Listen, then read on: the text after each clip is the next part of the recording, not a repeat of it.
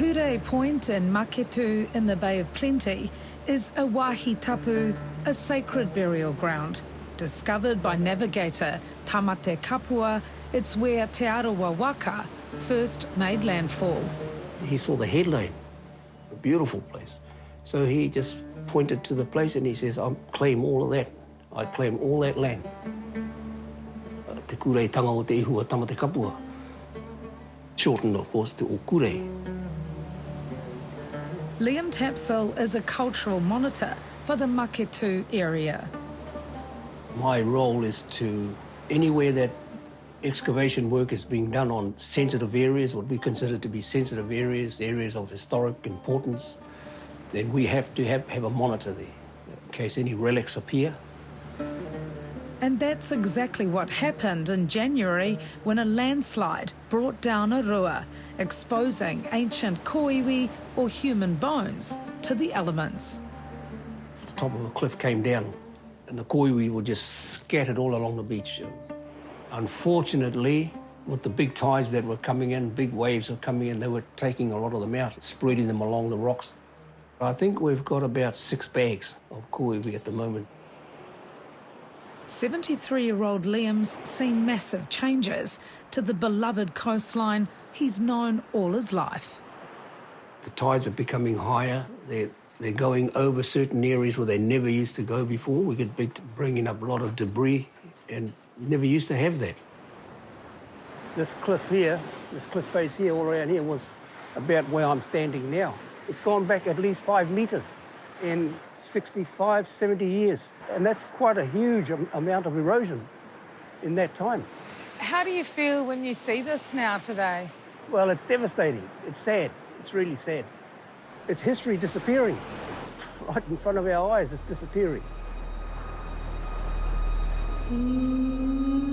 It's a similar story in Tauranga Moana, where Motuhoa Island, isolated in the middle of the harbour, is slowly disappearing. You can see the erosion at both ends of the island. The outskirts of the island and the beaches are urupā. And so every time there's a slip at either end of that island, koiwi are coming out and falling into the ocean. For the past 15 years, Ngāti Ranginui environmental manager Carlton Bidois has been picking up ancient human remains washed up on the beach. We're running out of place to put these koiwi, and of course, every time you move someone's koiwi, those koiwi belong to someone's family, and that's where the hurt and the raru starts arising. Carlton says exhuming koiwi and reburying them has been a cause of conflict amongst his hapu because it tests tikanga Māori. Also at dispute are who the bones belong to.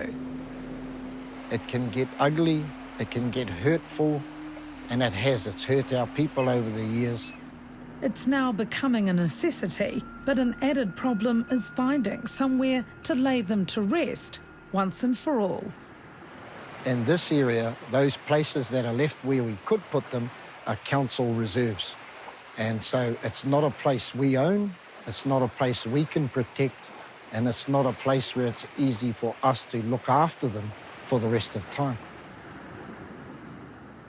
It's a really sensitive area, this interring of bones and moving them. And there are lots of people who are against that. You know, they like to leave them, let them rest. But, you know, common sense has to prevail at some time. They either moved or they're going to disappear. They're going to be destroyed. So we don't want it to be like this one at Maketu. So we are really taking it seriously now, because it's not only this one, there have been other urupā around the country that have collapsed. There was an island out here. Well, that island has pretty much disappeared now, and so the erosion is going to be a lot quicker. O Pureora on Matakana Island is another site that sits on the edge of a cliff that's fast deteriorating. There are already some people buried in this area that are going to start to become exposed in a few years' time. And the movement in the cliff has been quite a bit. Hoata Palmer's great-great-grandfather was the first to be buried here, and all of his whānau are laid here to rest. Reinterring these graves is a very real possibility, and one which Hoata fully supports. Oh, I've got no problem with it. We go through a certain protocol that we have as karakia and stuff, and reinter them. And, you know, we have that view that they're all the same people, that they all belong to us, so we bury them all together. To protect this burial place and others like it is a costly exercise and well out of the reach of many iwi. We've been researching into long-term engineered structures to protect the surrounds of the urupā, but even to get a preliminary investigation to begin to design ideas is quite challenging. Environmental scientist Sophia Olofanga is working with marae trustees to fix the damage caused to Puke Tāpapa in Auckland.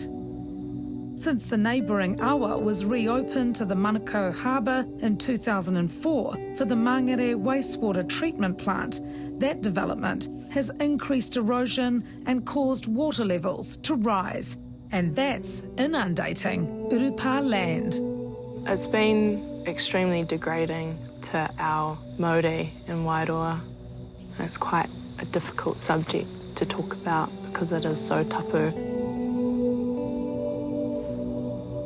We need to be making action now, but we need to be putting all internal politics aside, which is a huge factor in moving forward. We need to sit down and we need to put this issue on the table with the government, with the likes of internal affairs, with our regional district councils and landowners, iwi Māori, tau iwi, landowners. Get around the table and talk about this issue and try and find some solutions. The latest landslide has made Liam Tapsell even more determined to save Maketu's ancient burial ground from further destruction. It's a wake-up call, and it has to be done, particularly areas where they're prone to erosion.